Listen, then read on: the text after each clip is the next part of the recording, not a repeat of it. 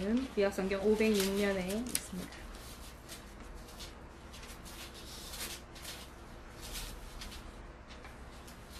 네, 사무엘하 24장 13절 14절 말씀을 제가 봉독해 올릴 때 거룩한 하나님의 말씀으로 받으시면 감사하겠습니다.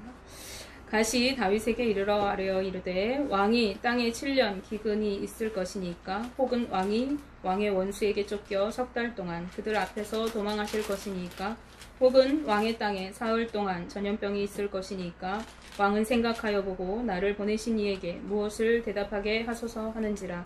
다윗이 가세게 이르되 내가 고통 중에 있도다. 청하건대 여호와께서는 긍휼이 크시니 우리가 여호와의 손에 빠지고 내가 사람의 손에 빠지지 아니하기를 원하노라 하는지라. 아멘.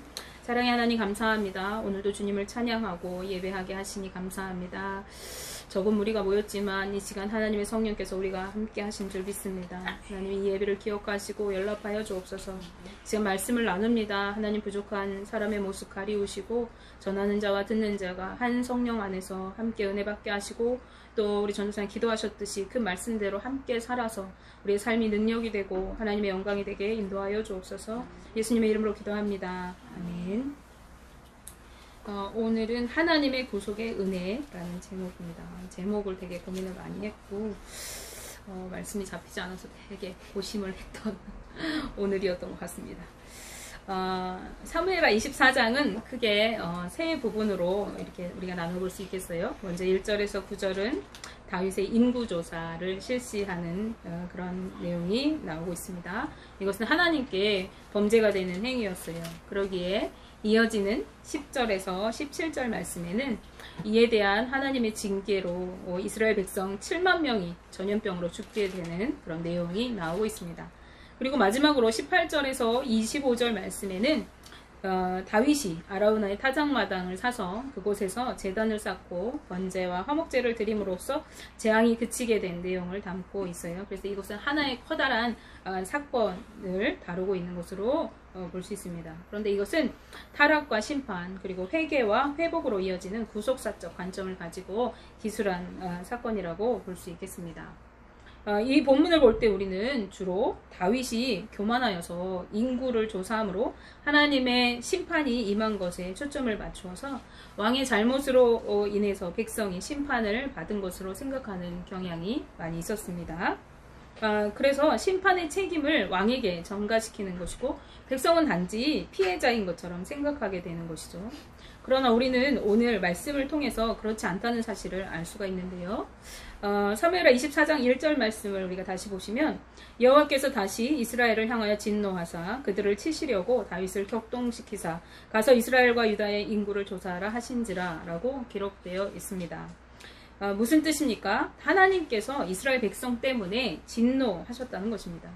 그들은 하나님을 진노하게 할 어떤 죄악을 또다시 저질렀다는 것입니다. 그런 그들을 치시기 위한 그런 구실을 만드시기 위해서 하나님은 지금 다윗을 격동시키시고 그리고 인구를 조사하게 하셨다는 것입니다. 그 당시에 이스라엘 왕은 어떤 역할을 수행해 왔습니까? 당시는 신정국가 시대, 신정왕국 시대였습니다. 당시 왕들은 하나님의 대리자로서 그분의 뜻대로 나라를 다스려야 할 그런 책임이 있는 사람들이었습니다. 즉 하나님이 택하신 하나님의 백성을 하나님의 인도함을 받으며 하나님의 그런 뜻대로 이끌어가야 할 백성의 대표적 책임이 이 왕에게 있었던 것입니다. 그렇기에 이 백성의 죄악됨은 곧 왕의 책임이 뒤따른 것입니다. 따라서 이스라엘 백성으로 인하여 하나님의 진노하신 것은 그들을 죄악 가운데 살도록 방치한 다윗의 책임도 있는 것이고 이것은 곧 다윗의 죄가 되는 것입니다. 왕은 백성의 대표자로서 하나님의 말씀에 순종하며 그분의 말씀대로 백성을 이끌어가야 하기에 백성의 죄와 왕의 죄는 밀접한 관련이 있다고 하겠습니다. 우리는 나라에 어떤 어려움이 닥쳐올 때 그것을 누군가에게 전가합니다. 그 책임을 특히 리더인 나라의 위정자들에게 돌리고 그들을 욕하고 정죄하는 경우가 많이 있습니다. 그러나 본문을 통해 우리가 알 수 있듯이 이스라엘에게 임한 이 심판과 재앙은 다윗 한 사람의 죄로 인한 것이기에 앞서서 이미 있었던 이스라엘 백성의 죄로 인한 것이었습니다. 그리고 이러한 경우가 성경에는 많이 등장하고 있는데요. 그러게 우리는 국가나 혹은 내가 속하고 있는 어떤 공동체의 어려움 앞에서 리더인 누구를 탓하고 욕하기보다는 자신의 삶을 살피고 그리고 자신의 죄를 회개하고 하나님 앞에 나아가야 하는 것입니다. 그렇다 하면은 다윗에게는 죄가 없는 것일까요? 그렇지 않습니다. 다시 본문으로 돌아가 보시면은 2절 말씀에서 다윗은 요압에게 그 군 장관 요압에게 이스라엘 모든 지파의 인구를 조사하라고 명령을 내립니다. 그리고 그 명령을 들은 요압은 이제 왕을 만류하는 내용이 3절 말씀에 이어져 나오는데요. 3절 말씀을 함께 보시면 요압이 왕께 아뢰되 이 백성이 얼마든지 왕의 하나님 여호와께서 100배나 더하게 하사 내 주 왕의 눈으로 보게 하시기를 원하나이다. 그런데 내 주 왕은 어찌하여 이런 일을 기뻐하시나이까 하되라고 기록되어 있습니다. 여러분, 지금까지 이스라엘을 이끌어온 것은 다윗의 군대와 그의 힘이 아니었습니다. 그동안 수많은 전쟁을 겪으면서 이스라엘이 부강한 나라가 되었던 것은 이 나라를 이렇게 오도록 이끌어 오신 하나님의 능력 때문이었습니다. 그분의 승리와 보호하심과 인도하심으로 이 이스라엘 민족이 이러한 부강한 나라가 되었던 것입니다. 그것을 잘 알기에 요압은 왕을 만류하고 있었던 것입니다. 그런데 이 요압의 만류에도 불구하고 4절에 보시면은 왕의 명령이 요압과 군대 사령관들을 재촉했다고 말씀하고 있습니다.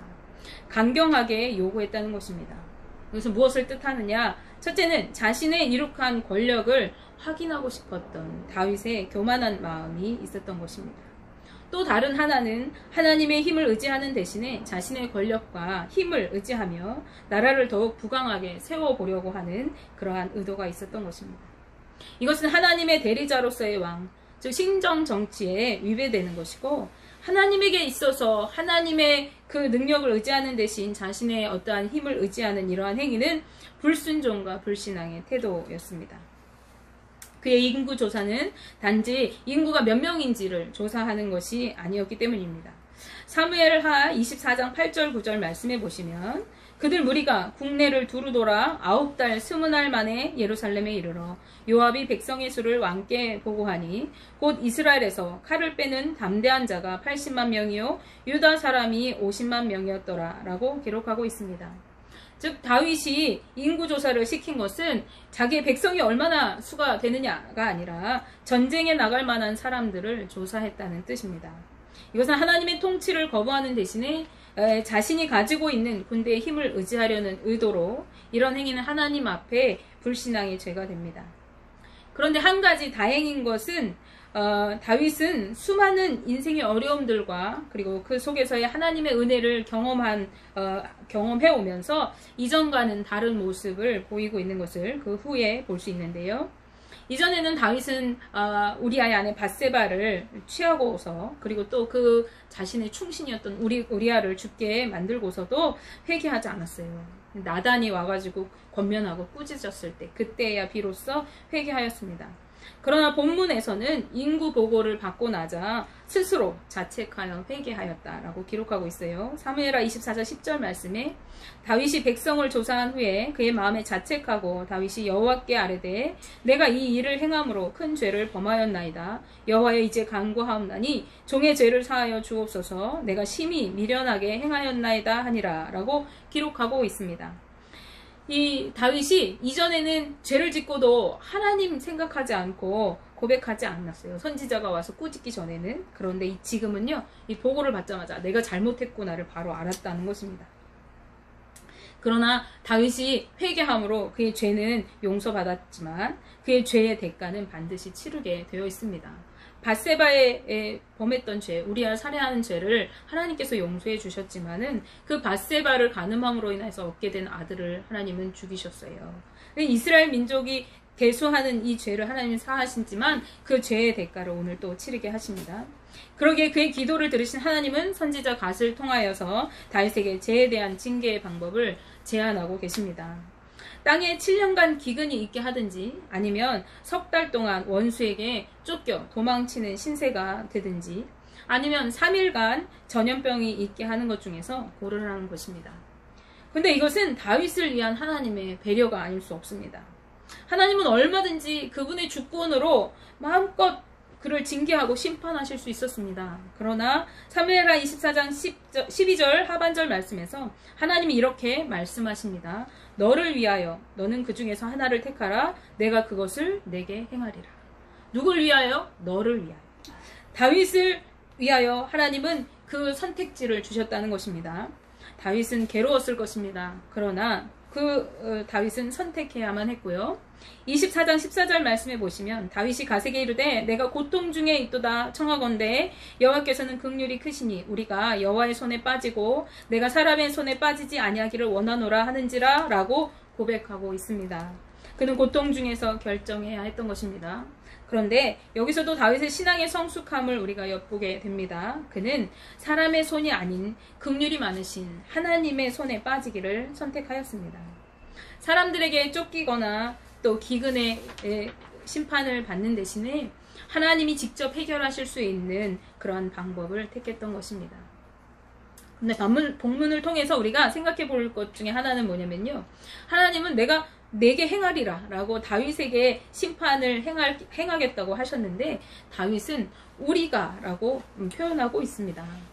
이를 통해서 우리가 다윗 왕의 백성을 대표하는 대표성의 성격을 띠고 있음을 우린 볼 수 있습니다. 즉 다윗의 죄악이 이스라엘 전체의 죄악과 연결되어 있듯이 하나님께서 왕을 징계하신다 하는 것은 그가 통치하고 다스리는 그의 온 나라를 징계하시겠다는 것이 되는 것입니다. 이스라엘에 사흘 동안 전염병이 내리고 그로 인해 7만 명이나 되는 엄청난 숫자의 사람들이 죽게 되었습니다. 이 7만 명이나 되는 죽은 사람들은 누구였습니까? 그들은 다윗이 계수했던 다윗의 군대에 속한 자들이었습니다. 다윗이 의지하려고 했던 자신의 막강한 힘이었던 군대, 그것은 하나님 앞에서는 아무것도 아닌 것입니다. 하나님은 인간적으로 우리가 의지하려는 그 어떤 것도 하나님 앞에서는 아무 능력이 없는 무력한 것임을 분명하게 보여주고 계시는 것입니다.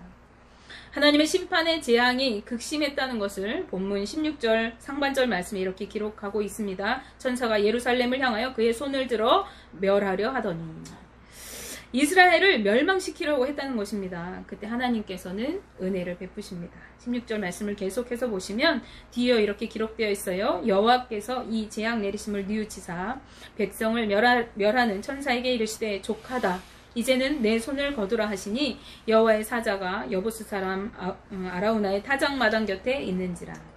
아멘. 여기서 뉘우치다 라고 하는 번역된 본문은 우리가 은혜를 베풀다 라고 번역하는 것이 오히려 이해가 맞습니다. 하나님은 변개하시는 분이 아니에요. 하나님은 변하시는 분이 아니십니다. 하나님의 말씀은 1.1획도 변하지 않고 이루어주시는 말씀입니다. 따라서 하나님이 뉘우치셔서 그 뜻을 돌이키셨다 하는 말은 우리를 이해를 돕기 위해서 표현한 표현이지요. 그런데 사실상은 하나님께서 은혜를 베푸셨다 하는 것으로 우리가 이해하는 것이 맞습니다. 하나님의 징계, 즉 하나님의 심판은 사흘 만에 끝이 났습니다. 다윗은 백성을 치는 천사를 보고 백성을 위해 기도하였습니다. 사무엘하 24장 17절 말씀을 보시면 다윗이 이렇게 기도해요. 다윗이 백성을 치는 천사를 보고 곧 여호와께 아뢰어 이르되 나는 범죄하였고 악을 행하였거니와 이 양무리는 무엇을 행하였나이까? 청하건대 주의 손으로 나와 내 아버지의 집을 치소서 하니라. 신앙이 성숙한 다윗은 자신의 죄를 회개할 뿐만 아니라 이제 백성을 위해서 은혜 베푸시기를 기도하고 있습니다. 사실 하나님의 징계는 다윗의 인구조사로 인한 것만이 아니었죠. 우리가 앞에서 살펴보았듯이 이스라엘이 이미 하나님을 진노하게 했다고 성경은 기록합니다. 그럼에도 불구하고 다윗은 백성을 위해 기도하였고 이를 들으신 하나님은 갓 선지자를 통해서 다윗에게 그 아라우나의 타작마당 그곳에 다윗이 회개의 기도를 드린 그곳에서 제단을 쌓고 번제와 화목제를 드리도록 하시고 그 제사를 연락하셨습니다. 그리고 성경은 이렇게 기록하고 있습니다. 24장 25절 말씀입니다. 그곳에서 여호와를 위하여 제단을 쌓고 번제와 화목제를 드렸더니 이에 여호와께서 그 땅을 위한 기도를 들으시매 이스라엘에게 내리는 재앙이 그쳤더라. 아멘. 대표자로서 다윗은 자신이 다스리는 나라 백성을 위해서 기도하였고 그것은 사람에게 국한된 것이 아니라 땅을 위한 기도였던 것입니다. 그리고 그의 기도로 하나님의 재앙은 그치게 되었습니다. 성경은 이스라엘 백성이 회개한 부분에 대하여 언급하지 않습니다. 이스라엘 백성들이 회개했다는 내용이 24장 어디에도 나오지 않아요. 그러나 대표자 되는 다윗의 왕의 회개를 통해서 하나님은 그 온 땅에 내리셨던 심판의 재앙을 그치셨습니다. 이 사건은 하나님의 구속사적인 패턴을 잘 보여주고 있는데요. 우리는 죄악 가운데 살면서 하나님을 진노하게 하는 백성이었습니다.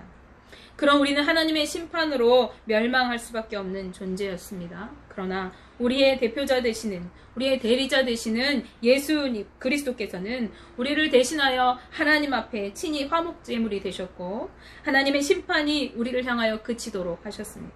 이제 하나님과 우리를 화평을 이루는 존재로 세워주셨던 것입니다. 그래서 이제 우리는 온전히 그분을 믿는 믿음으로 하나님의 긍휼과 은혜를 입게 되었습니다. 그리고 그러한 하나님의 은혜를 입은 우리들은 또한 이 세상 가운데서 주님의 복음을 맡은 자로 세상의 영적 리더로 세워져야 합니다. 우린 지금 시대의 문제 앞에 있습니다. 이 문제 앞에서 우리가 주님께 먼저 회개하며 나아가야 합니다. 기도해야 합니다. 그리고 나만을 위해 기도하는 것이 아니라 이 나라를 붙들고 기도해야 합니다. 우리가 그렇게 기도할 때 이 세상이 다 알지 못해서 회개하지 못한다 할지라도 깨어있는 리더인 하나님의 사람, 그 한 사람의 기도를 통해 하나님은 이 땅을 고치시고 세워가실 줄 믿습니다. 아멘. 우리가 모두 다 그러한 영적인 존재들로 세워지실 수 있기를 주님의 이름으로 기도합니다. 아멘. 기도하겠습니다. 사랑의 하나님 감사합니다. 우리를 택하여 부르시고 죄악 가운데서 건져주셔서 하나님 자녀 삼아주시니 감사합니다. 하나님